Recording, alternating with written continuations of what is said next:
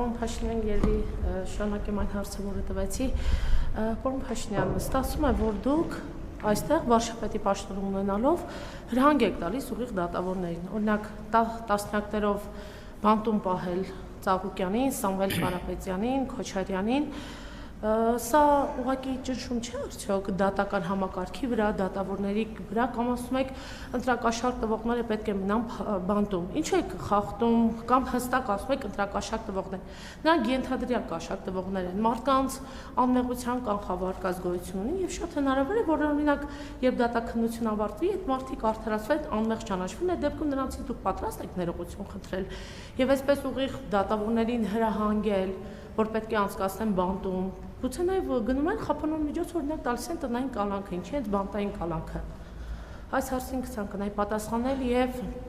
պատասխանեիք եւ այս օրերին կարող եք թվով նշել այն ապրանքները, որոնք Ռուսաստան չեն ներկրվել, մերժվել են, դրանց թիվը ինչքան են եւ որ երկրներ են կոնկրետ դրանք արտահանվել, օրինակ ասում եք ծաղիկը պետք է մերձ բալթյան երկրներ արտահանվեն, բայց մենք տեսանք, որ սիթիումը, Երևան սիթիում է վաճառվում, Ելակներժան վաճառվում, այս մասով ինձ թվում է մեր բազմաթիվ հայրենակիցներ կուզեն լսել պատասխանը։ Իսկ բազմաթիվ հայրենակիցներ ուրախ են, որ էժան ծաղիկը էժանացել է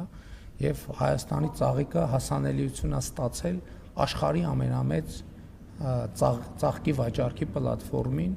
Նիդերլանդներում, այսինքն որ ծաղիկ արտադրողը տեղ հասանելիություն ունի, ինքն գելա ծաղկային դրախտ եւ Նիդերլանդների վարչապետը ինձ անձամբ գրել է,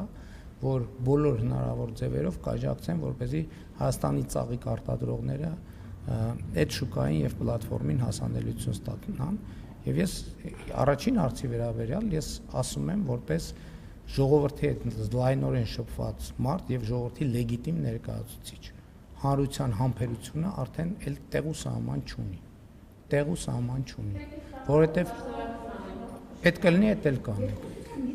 այդել կանենք, այդ դատական համակարգ հետ տերովին տերնատարել անտերին գելը,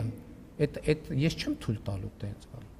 չեմ թույլ տալու, ես ասում եմ թող բոլորը իրենց հաշիվ տան ինչով են զբաղված, բոլոր կաշառակեր դատավորները հատ-հատ բռնվելու են եւ դատվելու են,